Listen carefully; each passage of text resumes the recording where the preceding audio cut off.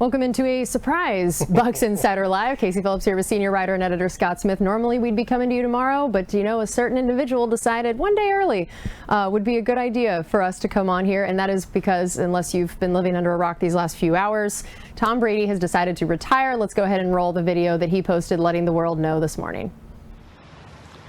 Good morning, guys. I'll get to the point right away. I'm retiring for good. I know the process was a pretty big deal last time, so when I woke up this morning, I figured I'd just press record and let you guys know first. So I won't be long-winded. I think you only get one super emotional retirement essay, and I used mine up last year. So really thank you guys so much, to every single one of you, for supporting me, my family, my friends, my teammates, my competitors. I could go on forever. There's too many. Thank you guys for allowing me to live my absolute dream. I wouldn't change a thing. Love you all. Well, it is, you can tell, a very emotional announcement for him, as I'm sure it is for all Bucs fans out there in so many ways right now. I mean, obviously so happy for him and the career that he's had and the time that he had here, and bringing a Super Bowl back to Tampa Bay, that everyone here is, I mean, this says it all. Just thank you to what he did for this organization, for this city. It's been an incredible thing to be a part of. Yeah, I think any Bucs fan would have signed up for exactly what happened 3 years ago if they were told this was what would happen. And, you know, he just concluded an age 45 season. He basically defied the rest of NFL history, what he's done in the last 3 years at the age that he's done it. And, you know, I think the important words there were for good. Mm-hmm. You know, I mean, it was exactly 1 year ago when he announced he was going to retire, and then he changed his mind 40 days later, and I think it's pretty clear that's not happening this time. So the Buccaneers, at least at this point, they know what the landscape is going forward. There's no more question about that. Right. So yeah, we're going to definitely talk about what this will mean to the Bucs moving forward. First, let's just kind of go back over some of the numbers, his career, take a look. I mean, God, there could have been a million things that we put up here to summarize this. So I know we have a couple graphics here. You know, this seems like an appropriate graphic. It is the GOAT. There's so many reasons. Greatest of all time. And I was writing a story about his retirement and got to the accomplishments section and wrote about 4 paragraphs. I'm like, that's enough. That's good. I could probably do another 10. Could do a but I think we've made the point. I think this makes the point. This is just in the regular season. He's first all-time in NFL history in all of these things. And, I mean, look at the bottom one there, 251 wins. In the regular season alone. Good grief. The player in Buccaneers history who played the most regular season games, Ronnie Barber, played 241. Wow. He won that many games. Plus, if you look at the next graphic of the regular season, or the postseason, the postseason, he's first again in all these categories as well, and it's not even close. I mean, he just blows away the competition, and there's 35 more wins. So 286 total wins in his career. Outrageous. I don't think that record's going to be beaten unless some kicker plays for like 40 years and is on a great team.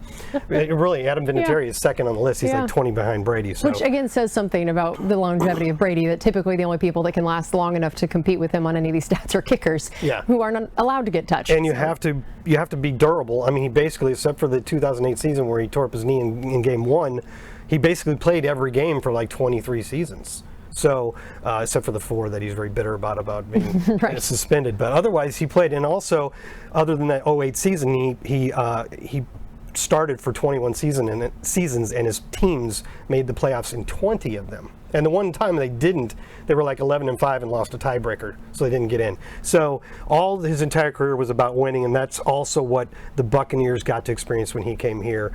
The single greatest 3-year stretch in team history. It's going to be so interesting to see what this is going to mean now. So let's get into that a little bit. For this idea of, we've said the last few weeks, we were like, man, until he makes some announcement one way or the other. It was the first domino. It was the first domino, and it was going to affect so many other things, from draft and free agency to even the offensive coordinator position. So many things were waiting on this. So now, at least we've had a domino fall. What are the first things that come to your mind about, now that we know that Brady is not coming back, first things that come to your mind about what that affects? Well, there's a lot of them, but I think the first thing I think of is the salary cap, because because of the way it's structured. It's not his fault, but because of the way the last renegotiated contract was structured in order to give the Bucs cap relief in these last couple of years, some of that was pushed forward in the future, and he has what is called a dead cap hit of $35 million. If he had signed with another team, or even re-sign with the Buccaneers, you would have that $35 million this year against the cap.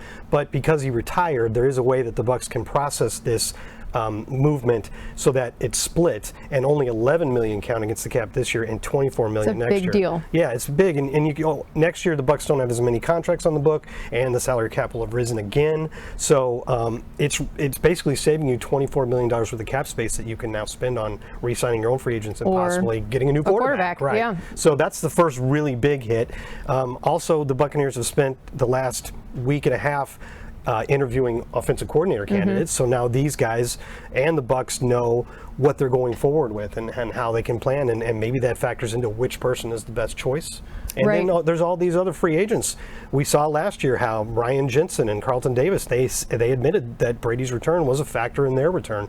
And so that could have an impact on which free agents want to come and which ones want to stay and which ones want to go. And then, of course, the final domino is who's the Bucs quarterback next year, and that's going to be the single biggest topic of conversation for the next however many months until we find that out. Yeah, which is going to be interesting. Again, you could find it out in free agency, you could find it out in the draft, you could find it out because they don't do anything in either of those. So, well, they're going to have to sign a couple guys because Kyle Trask is the only quarterback we have under contract right now. And as we've seen with the 49ers, you can never have too many quarterbacks. God, good point.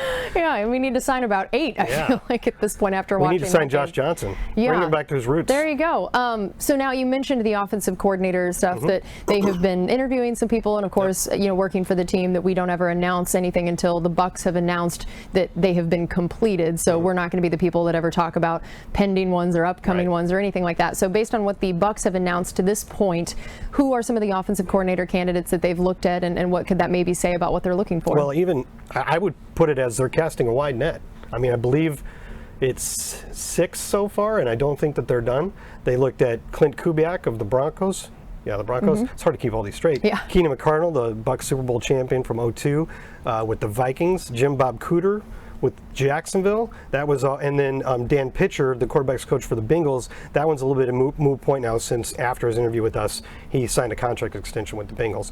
So he's probably off the board. But then this week they started out with Todd Monken, who we know well, spent 3 seasons as the Bucs offensive coordinator under Dirk Cutter, and one more. Shea Tierney, a quarterbacks coach for the Giants, who, I mean, I think the big check mark for him would be, he came over with Brian Daboll, and in 1 year helped Daniel Jones make a huge jump forward in his career. So if you're talking about developing a quarterback, there's a couple guys here, including him, who you would look at and say, well, we've seen them have a part in that. Right. So that's 6 candidates, and they're not done. And I'm sure that Brady's retirement now will make that whole process a little bit easier in terms of to hone in on things. And I'm sure they had talked about if he's back, if he's not. They'd talked about all these scenarios, but to now know that any of these follow-up interviews you do or interviews that happen in the future, it's going to make it a little bit easier to have to talk about one less very large scenario and to boil down really what their vision could be for this offense. And so now that we know it won't be Brady, what comes to your mind about what this could mean for this offense, depending on all the potential options there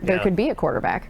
Well, for one thing, you could end up with a totally different style of quarterback, depending on. I mean, if it's Kyle Trask, maybe not, but you could have a guy with a little bit more mobility, because Tom would be the first one to say, and he joked about it all the time, mobility was not his game. And so when the protection wasn't perfect this year, the passes were coming out really quickly, right? Instead of maybe some moving him around a little bit. So there could be a difference there. You could end up, and we've seen this before, obviously, with a quarterback who's a little more volatile. Tom Brady only threw, I think, 9 interceptions this year, and for most of the season, he only had 2. Yeah, that was in a tiny little right. time frame. So, we've seen it with Jameis Winston, and obviously it's not a good thing, but you might have a guy that's more Bruce Arians type, aggressive downfield, but also more turnovers, kind of like a Josh Allen. I'm not saying there's a lot of Josh Allens out there. But, yeah, let's go find one of those.